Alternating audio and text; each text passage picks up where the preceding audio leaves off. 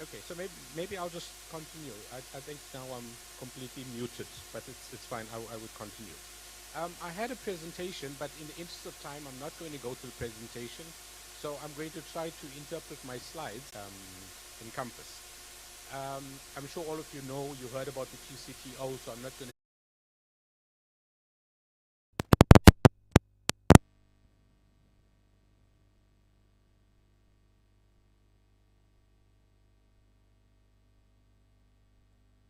If you hear the word micro-credentialing going on, okay? So, TVETs are Sustainable Centers of Excellence. That's a project that the Minister also spoke about. And as a country, we really need to develop these centers of specializations. And we need to start to move our focus in all so that no learner walks around with a certificate that industry does not then recognize. UNESCO report also notes the world is not on track to mitigate climate change. This will result in an increased demand for workers with new technical and generic skills needed in the greener jobs and sectors. Now, obviously, I'm diverting slightly from the hairdressing, but as TVETs, we need to embrace this and start to see how do we play a role in making our jobs, making greener jobs. So, let me just take one example. If we take our electrician artisan qualification, what is it that we need to put into that qualification that starts to address this issue of sustainability and green? All right? It's new energy sources. It's things that we talk about. Some of us have got solar. Some of us have got different forms of energy sources that we are tapping on. And we need to start to build that into our qualifications as we move along. We can't just leave them for a later date. And then only the TVET sector can deliver the training required during this economic and global transition. QCTO has provided, we would like to believe that we provided a qualifications framework that can catalyze this national project. I said I have a double task for today. On the program, we also have Ms. Diane Kemp, who was supposed to be talking much more in detail about the implementation of the skills programs and the full qualification. Unfortunately, she's unavailable, so I'm just going to speak very broadly on it, and I think we will have follow-up workshops where we'll go into much more detail. But I've been asked specifically to address this issue, and I'll do it very quickly. The role of the assessments in our occupational qualifications and skills programs is underpinned by this concept of competency. It's not about somebody just writing a theory paper and you can say this person's qualified.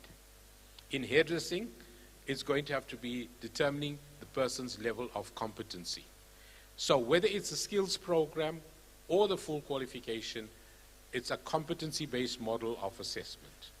Now, the qualifications are packaged in knowledge, practical, and workplace. But when you do the assessment, you don't assess the knowledge separately and then the workplace component separately. You have to assess it in an integrated way. What that means is, at the same time, the learner must be able to know the why and the how. Okay, so it's going to settle in after a little while. That and by the way, even the delivery of hairdressing, you are teaching the student a lot of disciplinary or underpinning knowledge while you are teaching them how to do whatever it is that they are doing. So the idea of competency is very huge in both the teaching methodology as well as the assessment methodology. And as I said, doing this in an integrated way, actually you are able to determine the student's competency.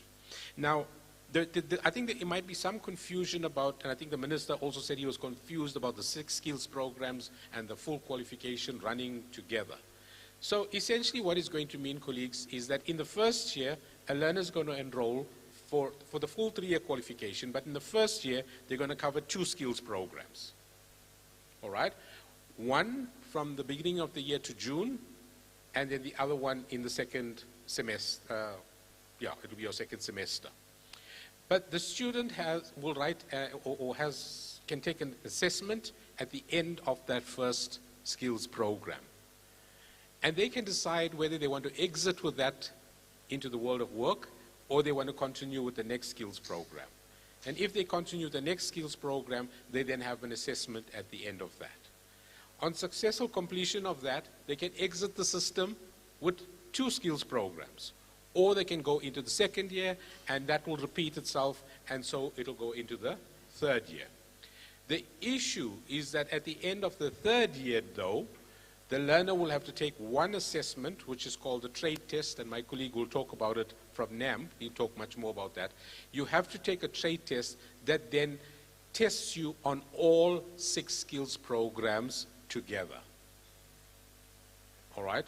But there may be some gaps in between, depending on how long it took you to get from that point to your trade test. So as a system, we'll have to see how do we plug those gaps for learners who take a longer time to get from the start point to taking the trade test. Now, if you want to talk about the summative assessment at the end of each skills program, that is going to be done internally at each college. All right? And there are templates already designed as to how you are going to undertake that. And then I said in a subsequent engagement, we will give you the outlines of things that need to be in that, what is called, we call it the FISA, Final Integrated Summative Assessment. But at the end of your 3 years, you would then take the trade test, which is also called the External Integrated Summative Assessment, and that is a completely external assessment set by the National Artisan Moderating Body, and QCTO does the quality assurance on that. So I hope that gives some clarity on how the 6 and the 3-year qualification is actually going to pan out. But DDG, let me stop there. Let me say we're very excited about this. It's kind of a pilot for us in the TVET sector on how to take all of our qualifications, bring them into meaningful skills programs, so that we can at least make some dent in the huge high unemployment rate that we are experiencing in the country. We believe this can make a substantial difference in the system. Thank you.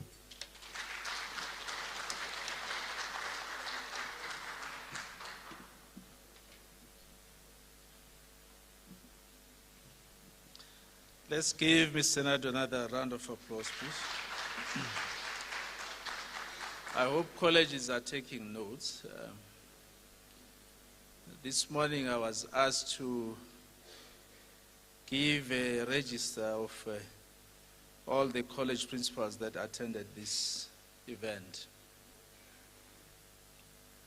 I'm not too sure how many, but the directive was clear from the minister that he expects all of them to be here, because this is a game changer, and when you implement change, it has to start from the top so that we get the buy-in. When you go to the principal and say, we need money, Zach, to refurbish this hairdressing salon, the principal must not say, I don't see the need of this thing. So it has to start from here. The center needs to hold. We started on gear number 1 when we went for the TVET Transformation and Innovation Summit. We are on gear number 2. I hope that by the time we reach the 5th gear, everyone will be in this vehicle. The danger is that you remain behind, and unfortunately it's got one way forward, it's got no reverse. Koloi ya tsamaya no, ya go pele. Thank you, Mr. Naidu. I think your presentation is assisting, because anytime when there's change, that's why we need to have the change management workshop as we bring these new things. Some people are still skeptical to say, why are you phasing out NATED? We have to. If it's not responsive and relevant, we have to.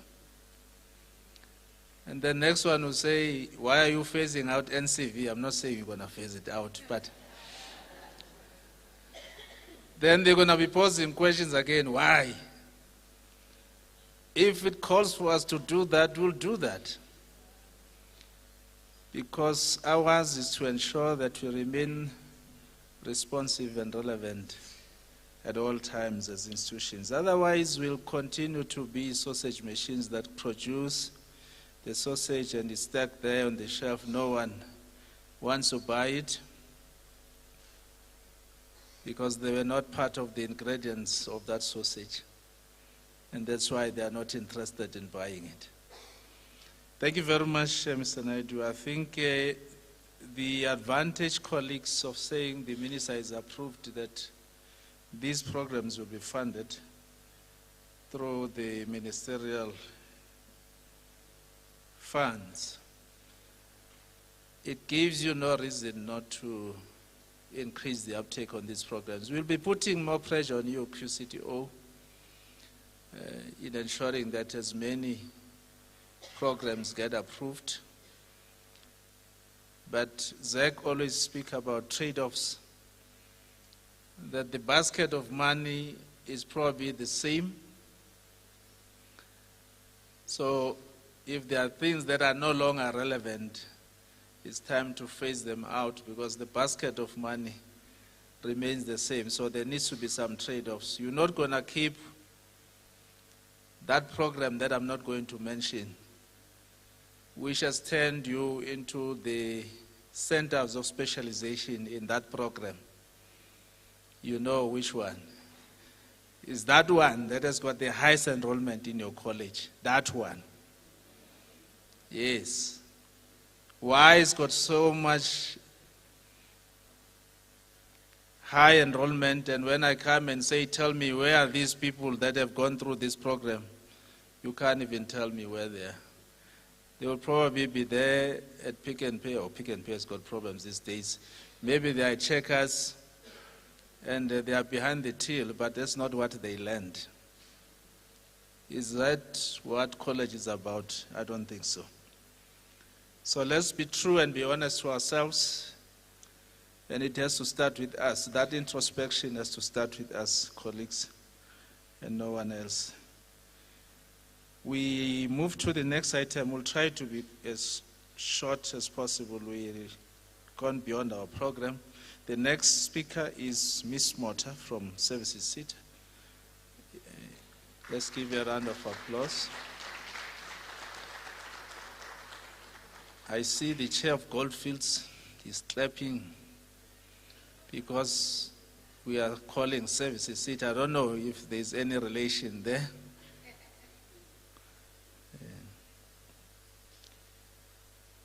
So she will be given 10 minutes. Originally we were giving her 15. It has now been reduced to 10.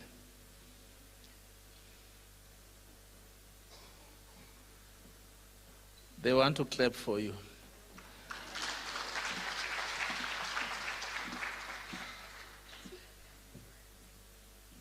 Good day, good day, good day. I always ask my DDG to say it's Mama Vele. Her name is Mama Vele. Her name is Modla. I feel like Miss Modla is too formal for me. Greetings, everyone in the room. In absentia, Program Director, I would like to greet the Dr. Minister, Dr. Nzimande, Dr. Sishi, DDG, Dr. Zung, as we engaged around early last year about this program. And today we are honored to be here. The chief directors from the department, special greetings to Ms. Gaza for the guidance and the passion that she has on this program. the council chairs from TVET colleges, TVET staff, those that reached out to the services center, requesting us to support them and develop this skills program. I would like to acknowledge all the TVET colleges, Chair, and the principals from those TVET colleges. The QCTO CEO, Mr. Naidu, thank you so much for supporting the CETA. When we started this work to develop 6 skills programs, it was our first occupational qualifications that we had to develop multiple skills programs together with the industry and the TVET colleges, and such was achieved. However, I will not have done justice if I don't acknowledge the services CETA team, the qualifications development task team, Ms. Wazi, sitting back there, because this team, they received this request and they started hitting the ground to this point that we have these 6 qualifications due to her hard work. I'll also like to acknowledge CETA, we have these multidisciplines by the constitution of the CETA's chair and program director. And it's for that reason that it's important that we acknowledge that in the room, we've got our chamber, personal care chamber manager, Ms. Vendle, together with Gloria. The colleagues, they called the industry. When we received the request from TVETs, they called the industry. They said, industry, we are having this request from TVETs. They will be supplying. Will this be in demand? That's the work that the colleagues from the chambers, they had to do. I would like to acknowledge them. With my colleague, Mr. Jaja, the executive manager at the CETA, who at the time back then, he led the study that the minister was talking about 6 years ago. And today we are sitting here and we believe that the CETA research work, it was actually indeed is relevant because it's informing the future. So Mr. Jaja, being one of our executive managers, I would like to acknowledge him, together with Dr. Tamasan, program director. This is the team that they have done the study that the minister was talking about earlier on. That was back in 2017-18. So as a CETA, we are humbled that our research work then it confirms that it's relevant. Because of today, we are discussing solutions to the recommendations of that study. And I believe that definitely that's what our sector skills plan framework wants to achieve. To say CETAs conduct research that is informing the skill that is needed. However, at that time, the study was saying, what are the problems, what are the issues in the industry, why are we not performing as we wanted to? And then today, we believe that we have achieved so much from the recommendations of that study. I would like to acknowledge the CETA constituencies, associations, organized business, organized labor. It's not all about the CETA implementing, developing these qualifications. From our chamber committees, we believe that without these 3 constituencies, we can all talk what we've developed. However, will not be implemented, will not be received, and will still have problem with the skills mismatch. If you don't acknowledge business, if you don't acknowledge organized labor, because of TVETs alone, they are producing for the industry, for the economic growth. So I would like to acknowledge all the constituencies in the CETAs. Importantly for us, and all protocol observed, if I have not mentioned any important designatories that are here. The work that we are doing as a services CETA program director, it is humbling. Hairdresser is our only trade at the services CETA. And we believe that it's not a services CETA trade, it's an industry trade. It's there to service the country. We believe, our vision is that we want to be that flourishing services CETA, that we can be able to create economic growth. The numbers have been shared by our Honorable Minister. We all know that you can go to a village, you can go to a rural area, you can go to a township, hairdressing economy is there. However, is it skilled? However, we really need to do justice to that industry. What I would like to share is that from the NSDP 2030, at the CETA we always talk about our 8 outcomes. The work that we are doing today, it confirms that indeed South Africa, we've got great policies. The work that we are doing here today, it confirms that our 8 outcomes are relevant. I'm talking about outcome 1. It said to us, sitters, go out there and identify occupations that are in high demand. That's our first outcome of the NSDP 2030. We've done that. We are all here because we are all saying hairdresser is an occupation that is in high demand. Outcome 2 says to us, go link education and workplace. We've said it, all of us, to say, here we are sitting with a TVET as an education platform. However, we need to ensure that we mobilize workplaces. Because of without approved workplaces, these learners will not be absorbed. They will also not be able to complete their qualifications because they will have problem with the practical experience. We are directed by outcome 3, which says to us, go and increase access to occupationally directed programs. Program director, we are committed to do that as a services sitter. We are committed to support the TVET colleges because access includes public and private providers. And we believe that the mainstream, which talks to outcome 6 of the NSDP, which says support growth in public college systems, is talking to us sitters to deliberately support the TVET colleges. If we don't give the TVET colleges the support they deserve, we'll still have a limited access to these occupationally directed programs. We are therefore committed as a services sitter that we will ensure that we improve the level of skills that is required for the South African workforce, which is our outcome 4 of the NSDP 2030. Program director, all attendees, all what we are saying is that let us make the 8 outcomes to be the Bible, to be our starting point in whatever we do. We will greatly do so good in the post-school education system. It's for that reason, Services Board, they then made the commitments from the 8 outcomes. Our first commitment as a sitter, the board has committed to foster collaboration with sitters. The board has committed to mobilize industry through our chambers, secure workplaces. Our board is committed to work with QC2O.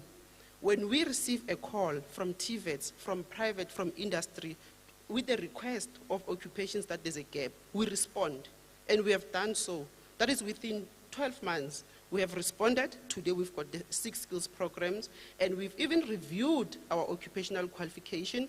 When we had the updated ministerial determination, chairperson, CEO of QC2O, which required us to ensure that our occupational qualifications are inclusive of the soft skills, we reviewed our hairdresser qualification.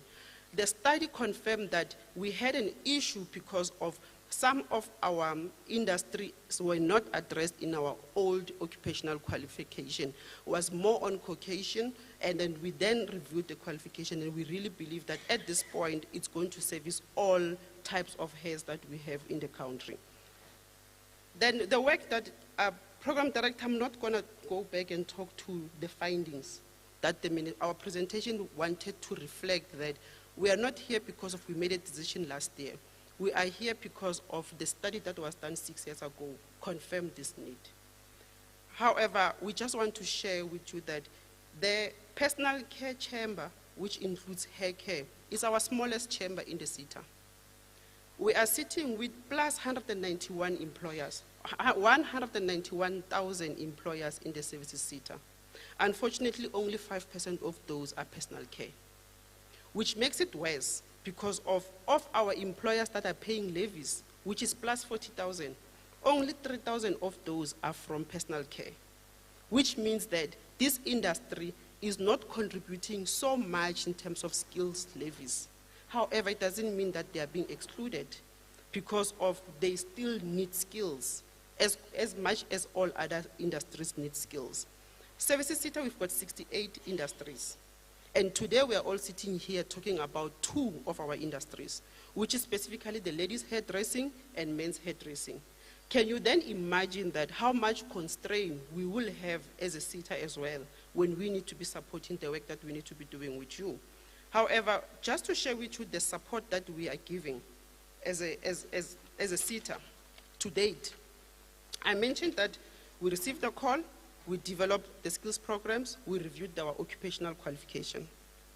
We will continue partnering with TVET colleges when we need to do the research. This is the outcome of the research that we did in partnership with TVET 6 years ago.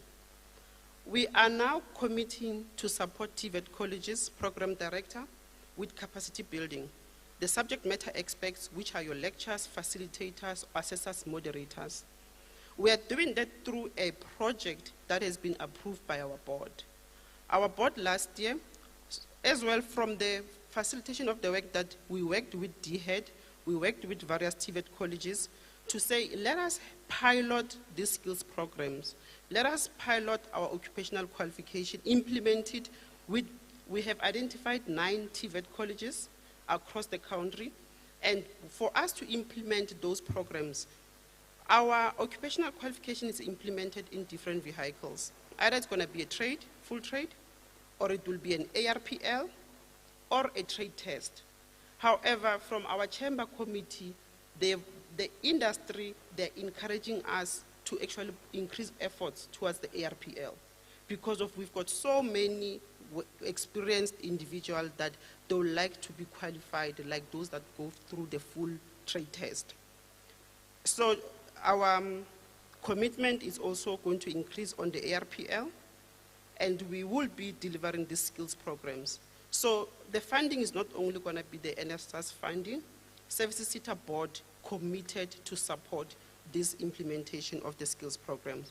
Over and above there, our commitment for hairdresser is not limited to the work we're going to do with TVETs. We are also supporting the DHEAD World Skills Competition. We are also going to continuously mobilize. Our employer association, they've actually raised their hands. EOHCB in the last chamber committee, EXA in the last chamber committee, they said to us, SITA, can we please join hands and mobilize employers to open their doors for them to apply for approval so that we can have enough list of approved workplaces. As much as we've got what we have here, without workplaces program director, it's not going to help.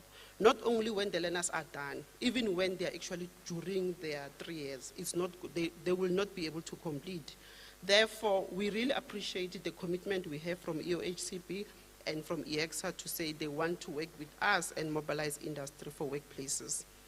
We want to also give you assurance that even the employers, they need support, they need capacitation, they need to be actually helped for them to understand and to open their doors. It's for that reason that we believe that when we do that work with the 2 associations, organized businesses, will get more responses.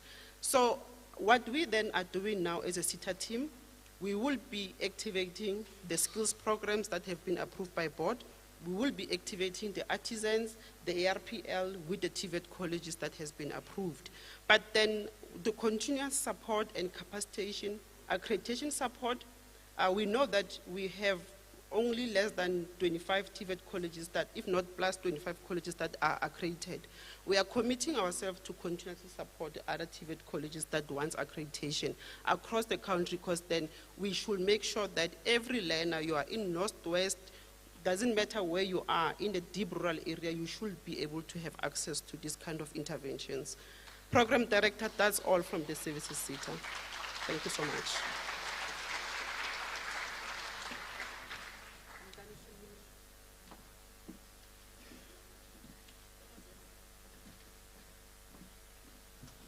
Let's give Ms. Motla another big round of applause. You heard from her, and I did not say from the horse's mouth, because she's not.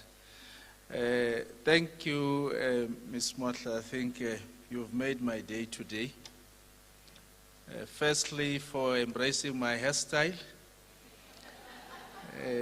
I feel at home because before that minister was really dealing with us, those some of us that don't have. But I was saying to the minister that, there's wisdom. And this wisdom for some of us we would like to share with all of you. So we can't suppress it with hair. That's why we remove the hair. Thank you very much, Ms. Motley. But one thing that I'm really excited about is the continued support that Services SETA has been providing to our colleges, the research study that we have done, and now we are at the implementation stage. We really want to thank the board, the executive management, the staff, and everyone else at Services SETA for the wonderful work that you have done. We know that you go beyond just supporting us in terms of the accreditation of programs, but also the very, very important thing, the investment that we are making in human capital development.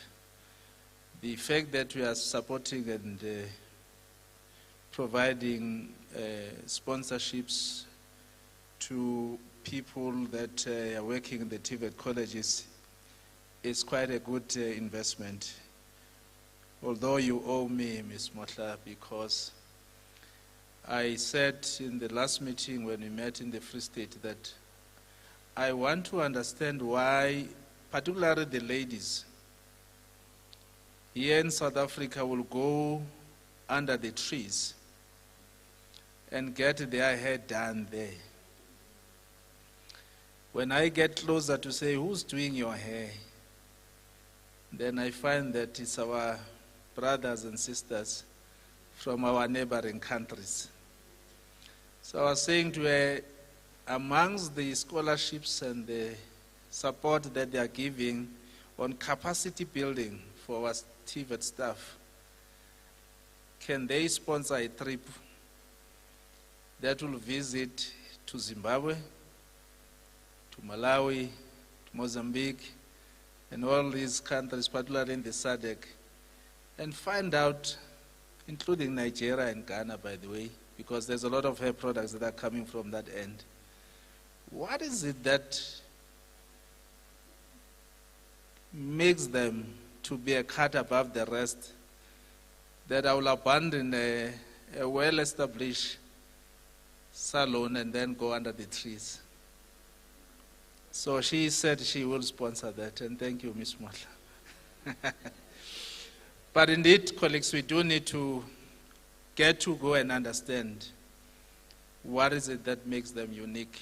If it means maybe they are trained at the very early age of using their hands, and why can't we do it? One of the late leaders of the former TBV states said, if Transkei did it, why can't we did it? Let me call the next speaker, Mr. Bopape. On stage, let's give him a round of applause. He is the head of the National Artisan Moderation Body as the acting chief director. We are now ubaba lo uthatha ingane zethu azise for well skills.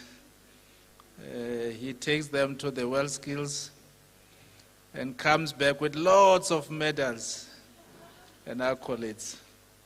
Where is he? Oh, let's give him a round of applause, Papa.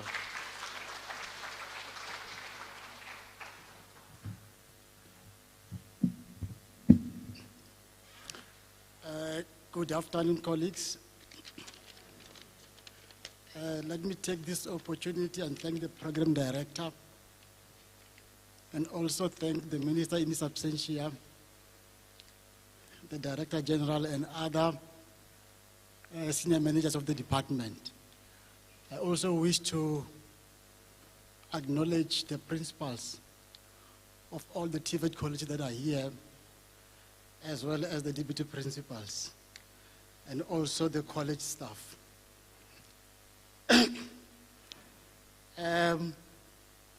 My item is very straightforward. It's about trade testing of hairdressers. Straightforward.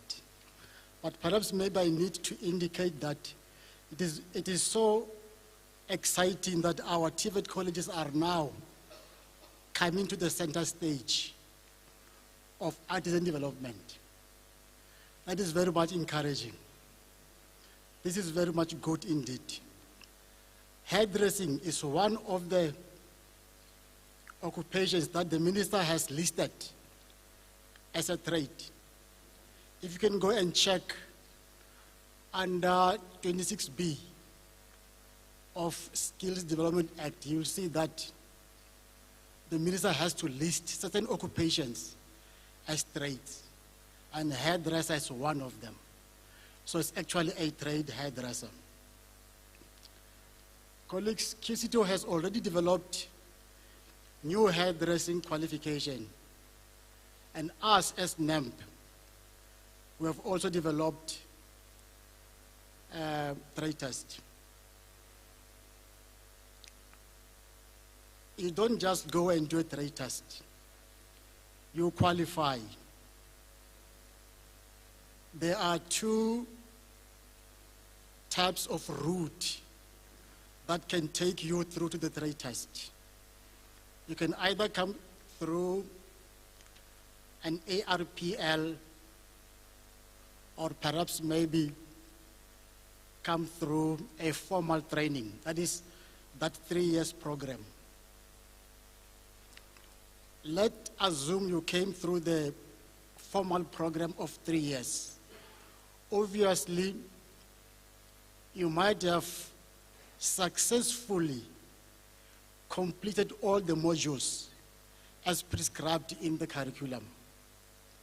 Maybe I must also indicate, as you are going to embark on this qualification next year, that as you register learners with your TVET colleges, you must also register these learners with QCTO system. It's very much important. You register with your TVET colleges as well as QCTO system. And as the learner successfully completes a particular module, you upload that module into the system. At the end of 3 years, you must take all these modules as a college and convert them into a template called Statement of Result, or SOR, wherein the learner is going to use to apply for a trade test. I don't know if ever I'm clear, because that's what you are going to do next year. You ensure that every time when the learner completes a particular module, you upload into the QCTO system, and at the end of the 3 years, you take those modules and transfer them into the template that is called SOR, or Statement of Result, with the dates in which the learner has completed those modules. And then you use that particular document called SOR to apply for a trade test. Now, when you have got the SOR, you will obviously go to a trade test center. If your college is a trade test center, you will fill in the application learner as the application form for that particular learner, and obviously they will process the serial number, and from there you will get the date and go and do his trade test. The trade test is there. What we have done, we have developed a lot of combinations, but as we speak now, we are going to only issue 2 or 3 combinations and keep the rest up until we have developed what we call artisan trade testing system, because we want to have that system so that we can plug all the combinations in the system, and the system will at random select all the tasks for the particular candidate, not the assessor or the facilitator. Colleagues, in our view, as you know, that in order for you to complete a qualification, you need the workplace. It's very much important. I am putting out to you that you can, as a college, put aside a salon wherein you are servicing the community.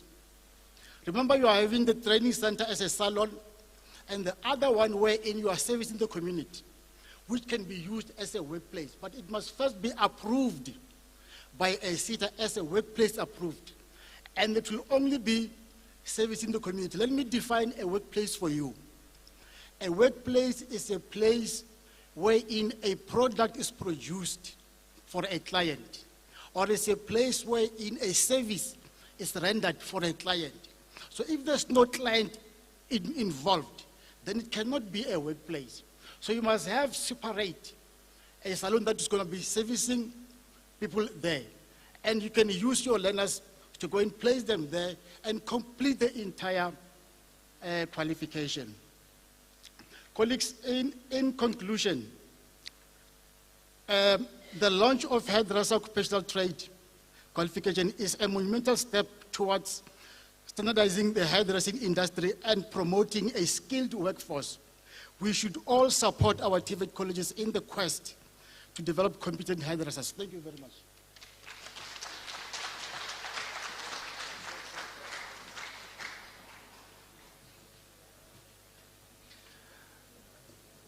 I thought you were still going to give us more information on SOR.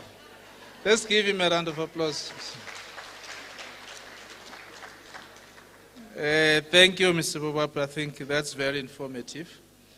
But I do believe that you've got your work cut out, because this information needs to go to institutions as they are preparing. Now I was thinking, now that you've declared this EWC hair salon as a workplace, you did, eh?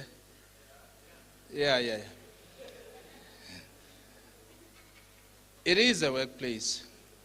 I think if us as people in the TVET don't believe in ourselves and we don't believe in our system, who else will? My belief was the principal law is gone. Ms. Mdao, campus manager, she's also not here. All the staff members of this college, by the virtue of the powers vested in me, there should be no one who's doing his hair outside of this college. Yeah, you can clap. All the staff members of Ekurhuleni West TVET College, including the neighboring colleges that do not have hairdressing salons, CJC, oh, you do have one. Ekurhuleni East, Southwest Gauteng, their principal is West because he's a former hairdresser himself. They should be coming here and supporting this so that it becomes a workplace. It is only then that we can become, you must start to be the first clients as staff members. In some years back in my early age, I was a lecturer and I lectured entrepreneurship as a module. I started what was called market days at the college. But the first clients were the lecturers, and all of them had to place orders. They will only pay end of the month. The money is to my kids. Those shops, little shops inside, were run by the students. And the lecturers were the first clients because they have money. The students, we took them, you know, when you talk about walk-ins, we took them like walk-ins. But the staff were the permanent clients or customers. So I urge all of you as the staff of TVET colleges to believe in your product. Why should you go to or go under the trees and leave a hairdressing salon that is so nice and fancy in your own institution and you don't go there? That money that you are paying there, you should be paying there so that this place can become a workplace.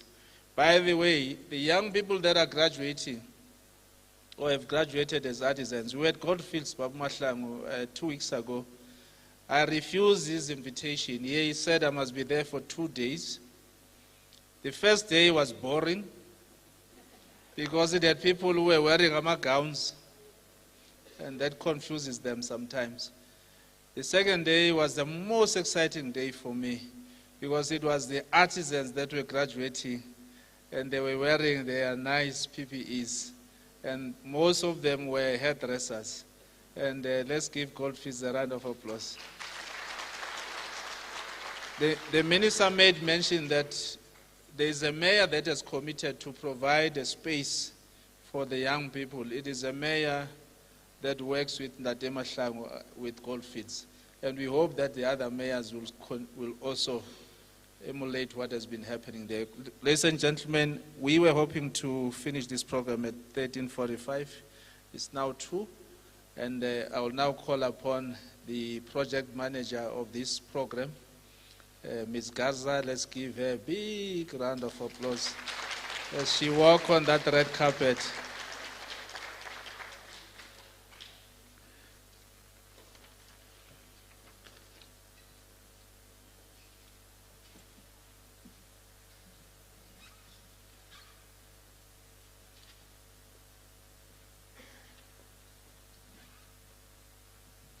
Thank you, DDG. Mine is not a long one, but I think I first want to announce to everybody here, you know, the minister was saying that we should have a brand that we are proud of in terms of a hairdresser. So we can say that that is a TVET hairdresser.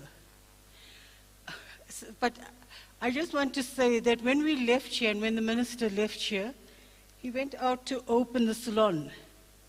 And he himself, DDG, you were there, he himself had a haircut, and he had a shave, and he did his little goatee. I hope the people back home recognize him when he gets back.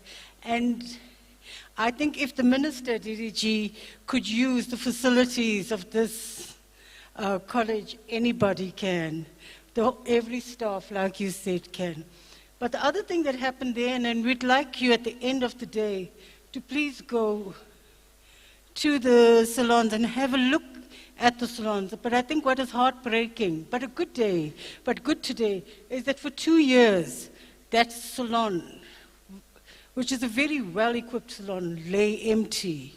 But from today onwards, or from January onwards, their students will be funded. But the other thing Ekurhuleni West DDG did was they named their salon. And maybe I'll ask DDG to announce the name of the salon. Come, DDG.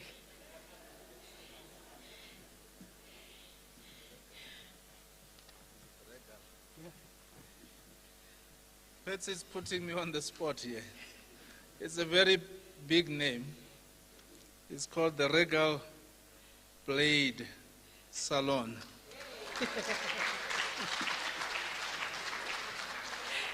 And Ekurhuleni West is with the minister on the other side, showing him, taking him around in the corporate center and the workshops.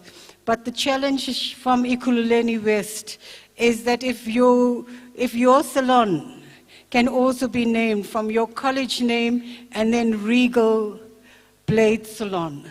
I think if we say that that is our student that came from Regal Blade Salon, whether it is the Ekurhuleni East or whether it's College of Cape Town or whatever, we would know that that student is a competent and well-skilled student.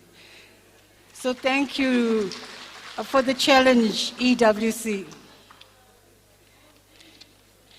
Colleagues, my task today was just to look at where we are in terms of the implementation of the hairdressing at the moment.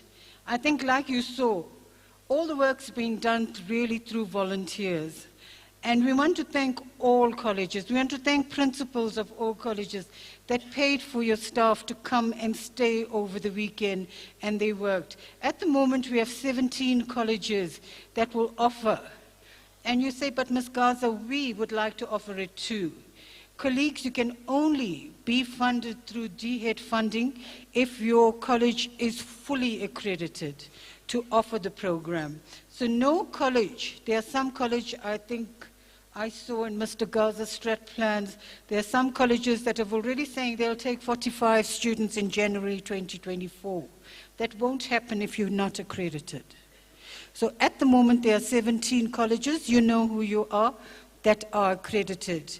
And by accreditation, it means that the QCTO sent somebody and they have checked that everything is in place, including one of the stumbling blocks in many colleges is that OHS certificate that your college doesn't have. But it is not difficult to get it, and I think Delma from Coastal College will tell you how within a few weeks Coastal College was able to get it. It's some basic things that we need to put in place. Your salon won't be accredited without that OHS certificate. The other thing, your college can't be accredited if, for example, you don't have any partnerships or you don't sign an agreement with the QCTO to say that these are the partners or we undertake to place all our students. I think I wasn't here, Mr. Naidu, my apologies, but I think Mr. Naidu would have outlined that the hairdressing that we are funding as a department, your students will have to be in the workplace during the week. You can't teach styling now, and at the end of the year, you send them to see how styling happens in the workplace. As you teach a topic, they do the practicals for it, and then the next 2 days in year one, by the time they're in year 3, the next 3 days, they're in the workplace. So you do a topic, you do the practicals in your workshop, and then that student goes to the workplace. There are also limited number of students that you can send for different courses in the workplace. So please, you must check that. I think we've done a lot of work. I see Ms. Mortler is here. But we have to tell you, Ms. Mortler, we didn't work hard for nothing. We are quite cunning. What we did is we did a lot of work for Ms. Mortler and the services seater. We wrote out 6, they had 1 skill, which was the barber skill. The rest of them were old legacy programs. We wrote out, and I want to say, welcome, Helena. Their plane only just arrived. Helena and the delegation from Northlink and False Bay, Mr. Small and the others. Their plane was delayed, went back and only just arrived. But the minister also gave you a certificate. I think you'll get it from Lauren. And we acknowledge the amount of work that people did. They sat together for 2 whole days and they wrote out their curriculum for 5 skills. But they were quite good in that they matched them with the full qualification. We then gave them to Ms. Mortler and her team. She checked it, and she thoroughly checked it with the industry, got comments, and the QCTO accredited. So what we have, colleagues, you will be surprised. We have, when we teach a full occupational program, we are in fact teaching most of the content for 6 skills. So should your student drop off at any time, they will not leave without a qualification. They would leave with 2 skills every year.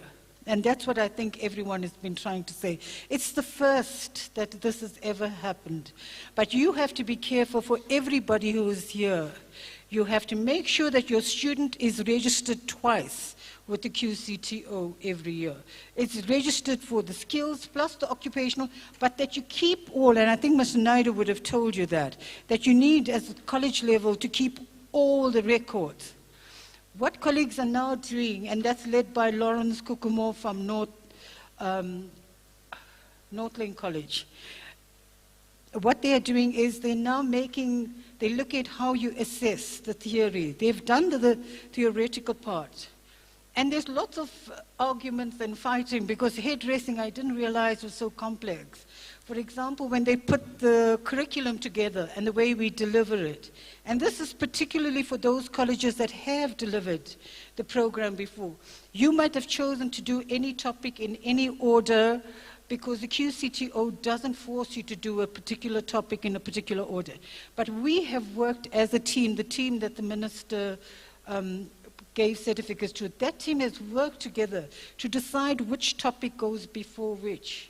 I didn't know. Some people argued, no, you have to do color before you do cut, or you have to do you can't do shampooing without doing conditioning or straightening or whatever, because we have different hair types. We're dealing with different hair types. We have finally sorted out a curriculum The curriculum will start in January of every year. There will be a national exam, written and practicals taken in November of every year. So unlike those colleges that have offered the program, or you might be offering it this year, students funded through ministerial funding will all start in January and they will all end in November. And in November, they will do a common assessment. The assessment will be distributed by our exams colleagues to every exam center, like they do for your NCV or NATED programs. But they're still working on the practicals. We want to have a practical exam that is standard across all 50 colleges. And that's because at the end of the day, if you say this is a graduate from Blade Regal or Regal Blade Salon, we know they've all done the same, they've all been tested the same way, and they're all as competent.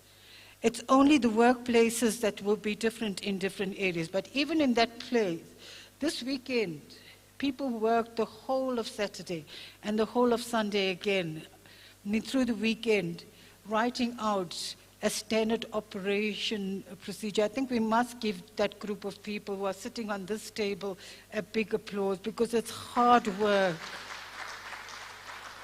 It's really, really hard work. And so, colleagues, you would not be flexible like you have been in the past to do any tests that are or exam assessments that are not standardized. And at the end of the 3 years, you will then, the department has funded, has put in funding, and Mr. Hubert is here, and I just want to say, Mr. Hubert and your team, thank you very much for funding and taking, he took up to the last hairpin and the last little pin that you need for hairdressing, and he costed it in. And the minister emphasized, I think this morning, that your student has been paid for new PPEs every one of the years that they are registered. Please don't let them wear the same old PPEs in the 3rd year, because when that student is in the salon, they are our adverts for our colleges. We want them to look smart. Remember, that is not free-floating money. That money that you get has been allocated for program funding for students doing hairdressing. So please use the money as it was, as it has been given to you. What Mr. Hubert and his team also did is they took depreciation into account. So while we don't fund the initial setup of the salon, Mr. Hubert's team has worked out, they asked us, how long will the towels last? And I said they would last about 2 years. And he said, no, you're joking, they can't last 2 years. Let's cost in that they would buy new towels every year. And we went through each item in your salon. So in your program costing, if your managers are not here, please take it back to your managers and your CFOs, so ever. In that program costing, Mr. Hubert has costed in the depreciation of that towel. So after a year, you should have enough money to renew the towels. Or after 5 years, you would have enough money to renew the chairs or the wash basins after 10 years or whatever. So you should not have a workshop where things don't work, and there's no excuse for saying we don't have the funds to do it. The department has allocated that money to you. But just not to disappoint the 32 colleges who are keen on starting hairdressing, we don't want anyone to start without having the proper facilities, without having the staff in place, and without being fully accredited. You first apply for your accreditation, someone would come and visit you from the QCTO and they accredit you for the full qualification. Once you have that, you then apply for the 6 skills. And the 6 skills shouldn't be a problem. It's really a desktop exercise once you've got your accreditation for the full program. The other thing is, and Mr. Bapape has spoken to, and we must really thank our colleagues at QCTO and NAM. I don't know why you complain about processes taking so long. They have been doing things overnight for those 17 colleges, and I'm sure they're going to do the same for the 32 colleges that are still to come. They have come, they have really focused on hairdressing. They've come and done accreditation as soon as you asked them and you said you were ready, they came and did it. The other 32 colleges we had, in case you forgot, can I ask Capello to please stand again, Capello, and face everybody. I want you to take a good look at Capello colleagues. Not because he's a handsome-looking man, but that is the case. But the main reason is that Capello is the person who can help those new colleges that are wanting to set up the salons. He has immense experience in the QCTO, in CETAs. He knows how to put proposals together. He has been running. This team that I talk about has not only been working on curricula and that, they at night get together and have been running virtual training for other colleges. So Capello's work is only going to start once we get a breathing space with these 17, but I think he's already nagging us, come on, Ms. Gaza, when is it going to happen? He's ready to go with the other 32 colleges that are going to put up their salons and what you need, how to put up proposals. He's the expert in that area, so that's why I told you to take a good look at him. So don't be disappointed that you can't have your students now. That was one thing I just wanted to say, and I think I'm more or less covered, DDG. That's how the program will be implemented. Our colleagues, Ms. Tetlo and her team, will contact you about how they will distribute exams. Has been working with us. They even supported people to come to this training. And we want to say thank you to you, really, Ms. Tetlo. And they will contact you. They will have your exam center numbers of the 17 colleges, and they'll distribute the papers. We're still working on how the marking will happen, because we want it to be standardized. We don't want different standards coming out of different colleges. So it's a very different way from the way you might have been if you were a college that has already been doing hairdressing. If you're ministerially funded now, the implementation is going to be different. And so on a happier note, I want to say Delma has just told me that OK, which is one of the product houses, the manager is Mr. Lutendo Magina. He is somebody who started his own company. He has really been supporting us. He provided all the products that were demonstrated. And if I can ask Vimla, if you could just stand up, Vimla. I just want to show you one. I can't see anybody else, but Vimla came here looking ordinary, and she's leaving looking like she's ready to go to a wedding on a Tuesday afternoon. Okay, thanks, Vimla.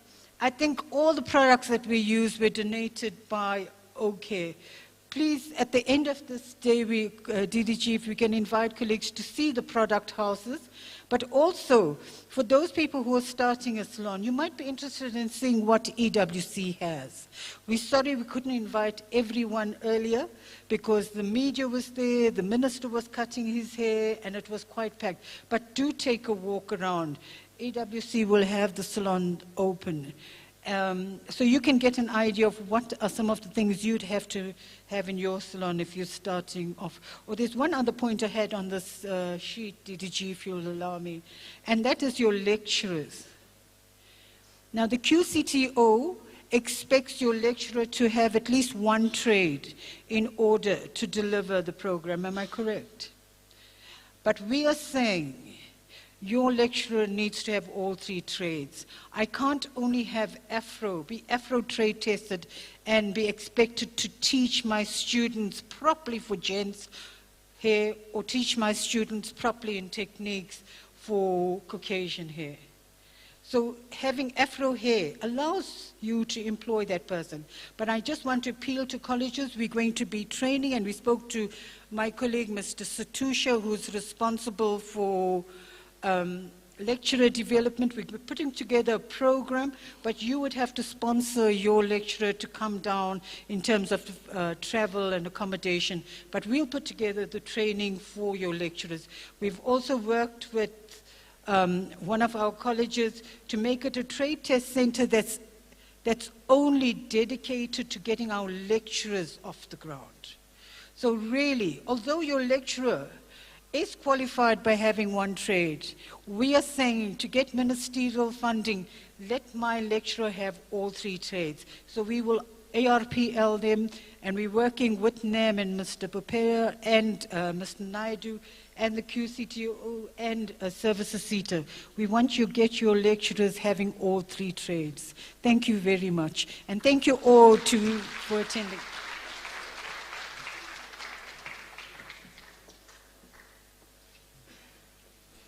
Yeah, no, Pezzi can talk till tomorrow about this program. Let's give you another big round of applause, ladies and gentlemen. I think this was the last item on the program, but there is the last item, and I will request colleagues that we remain and observe our kids performing.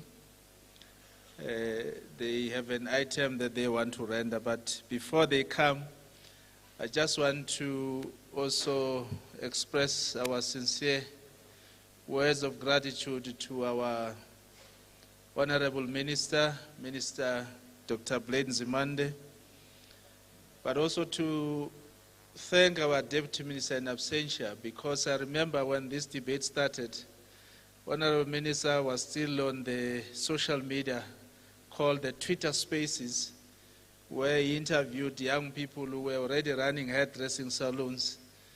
And I got so excited when I heard that initiative. Our DG, who has also had to leave earlier, our DDG Fuchane. DDG Fuchane is DDG for community colleges. And I wish to probably request some kind of engagement that we could have between our TVET principals and the principals of community colleges, so that we could have this synergy and the cooperation between the two, because they complement each other. It's so sad that we find our community colleges running their centers in schools that are not geared to offer such programs. Imagine if a community college here in Gauteng wants to offer this hairdressing at a lower level than what we are offering as TVET colleges. Where will they go? Because they are operating in a school, and in that school they are given, in most cases, the classes that are no longer conducive for teaching and learning. So we need to have this discussion as to say, how could we coexist and maybe break these boxes and these barriers between us, community colleges and TVET colleges. We are all colleges, but it's a discussion that we'll have to take with our college principals to see how we could find synergies and cooperation between the two sectors. I want to thank her as well. She's always there and in support of the TVET initiatives. To thank all our senior management from the department, our regional managers. You saw them when they entered. They waited for all of you to be seated, and each one of them came carrying an umbrella. I think it's a symbol of some kind, that each one of the regional managers is carrying an umbrella. In my culture, when you carry an umbrella and a stick, it's usually when you go for lobola negotiations. So I hope they are not going to do that today.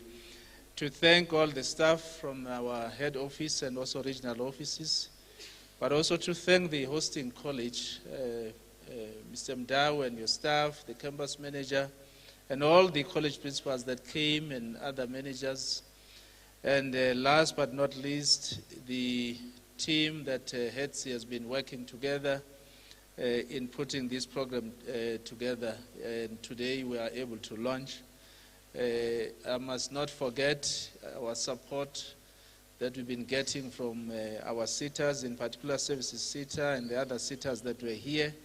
We really appreciate your support, colleagues. Without you, I don't think we'll be here where we are. Mr. Naidu, the CEO of QCTO, thank you so much, sir.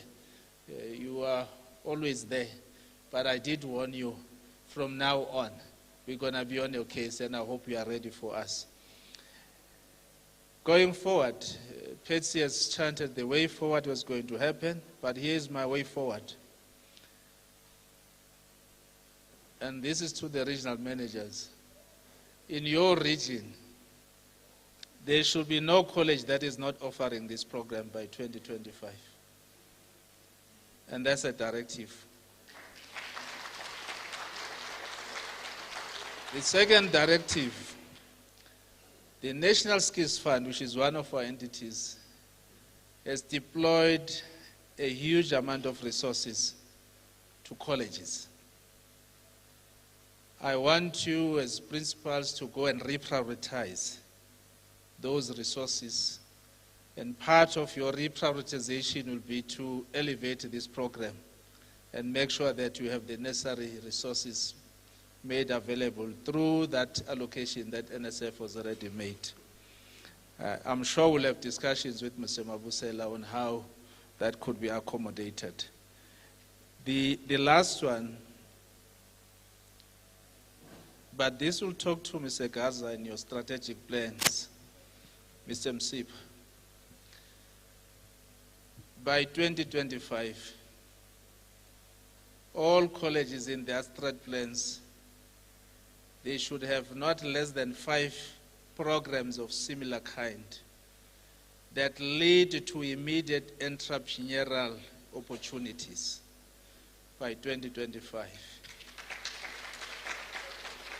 But it goes further to say, those entrepreneurs that we have developed as a TVET sector, we need to bring them in a gathering like this and celebrate the work that they've done in creating employment.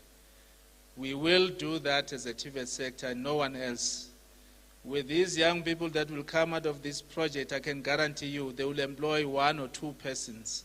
And that is how, as a country, could be able to develop our economy. No one else will do it but ourselves. And the TVET sector, you are well positioned to do that for our country and for our youth.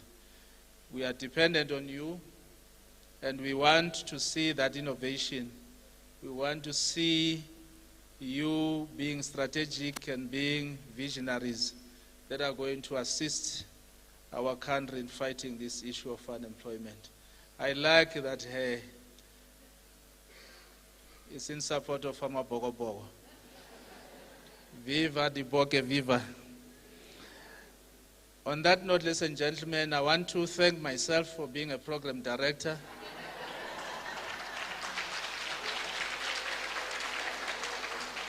And I will therefore ask our young people to come and take the stage to render the item. Ladies and gentlemen, thank you so much. You've been a wonderful audience.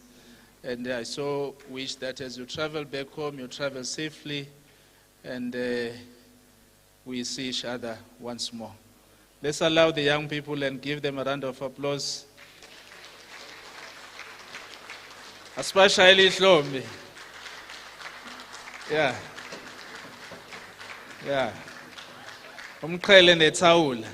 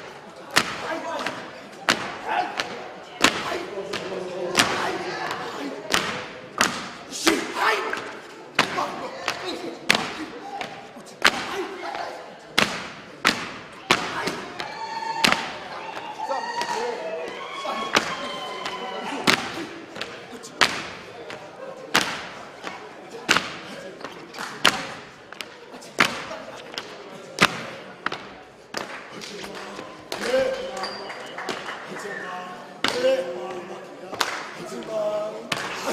like to call Little Village everyone to join the stage.